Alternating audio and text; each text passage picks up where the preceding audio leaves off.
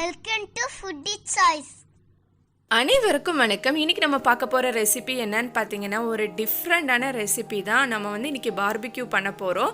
So first PRAN வச்சு ஒரு grill PRAN எப்படி பண்ணுறதுன்னு வாங்க வீடியோக்குள்ளே போகலாம். இதுக்கு ஒரு 300 கிராம் க்ளீன் பண்ண ப்ரான் எடுத்துக்கோங்க. ஸோ நீட்டாக க்ளீன் பண்ணி எடுத்து வச்சாச்சு. இதில் இப்போ எல்லா பொருளும் போட்டு நம்ம மிக்ஸ் பண்ணி எடுத்து வச்சிடலாம். தேவையான அளவு உப்பு போட்டுக்கோங்க. அப்புறமா ஒரு 1/4 ஸ்பூன் மஞ்சள் பொடி, 1/4 ஸ்பூன் போதும், ரொம்ப நிறைய வேண்டாம். ஒரு 1/4 ஸ்பூன் மஞ்சள் பொடி போட்டுக்கோங்க.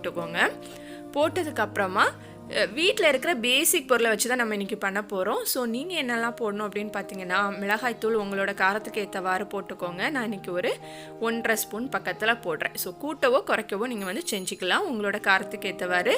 இது காஷ்மீரி சில்லி பவுடர், இது ஆப்ஷனல், உங்ககிட்ட இருந்தால் போடுங்க. இது நல்ல கலரை கொடுக்கும் அதுக்காக. அப்புறமா இது பார்த்தீங்கன்னா கரம் மசாலா, அது போடுறேன்.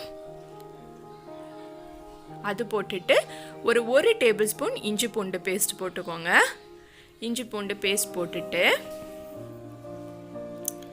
நம்ம ரொம்ப பேசிக் போடலாம். 1 டேபிள் ஸ்பூன் எண்ணெய் விட்டுக்கோங்க. ஸோ நார்மல் குக்கிங் ஆயில் தான் நான் விட்டுறேன், 1 டேபிள் ஸ்பூன்.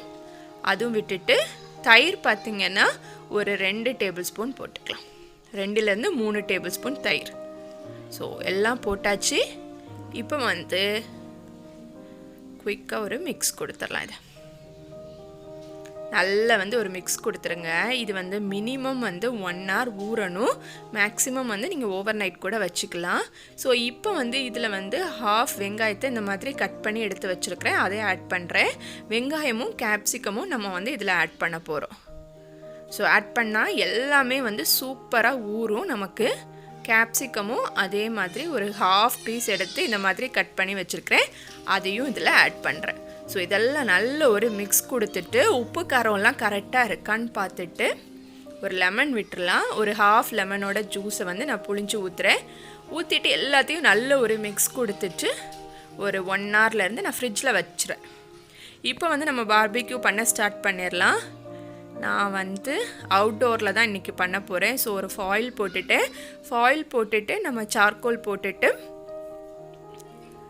இது ரெடி பண்ணிகிட்ருக்கேன். ஸோ இந்த கனலை தூக்கி போட்டுட்டு நம்ம அந்த கிரில் ரேக்கை வச்சிடலாம். வச்சுட்டு இப்போ நம்ம ஊற வச்ச ப்ரானும் பட்டரும் மெல்ட் பண்ணி எடுத்து வச்சுருக்கோம். ஸோ நான் உட்டன் ஸ்கியூவரில் இதை அரேஞ்ச் பண்ண போகிறேன்.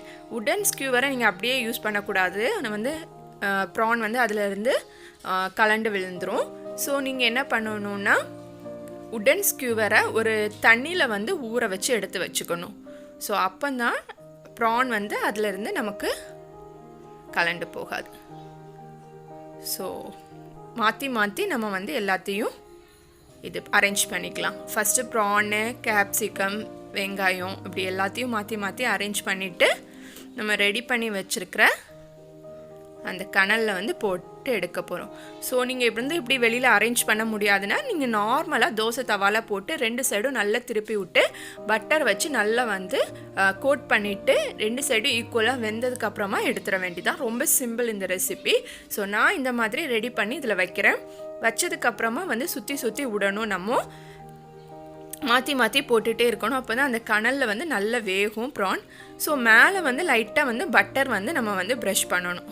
ஸோ ஓரளவுக்கு வெந்ததுக்கப்புறமா பட்டர் ப்ரஷ் பண்ணிவிட்டு மாற்றி திருப்பி போட்டுட்டு நல்லா வெந்ததுக்கப்புறமா இந்த மாதிரி ஸ்டேஜில் எடுத்துட வேண்டியதான். அவ்வளோதான், ரொம்ப சிம்பிள். ஸோ கண்டிப்பாக நீங்களும் இந்த மாதிரி ஒரு டிஃப்ரெண்ட்டான பார்பிக்யூ ட்ரை பண்ணுங்கள், ரொம்ப சூப்பராக இருக்கும். Thank you. Thanks for watching Foodie Choice.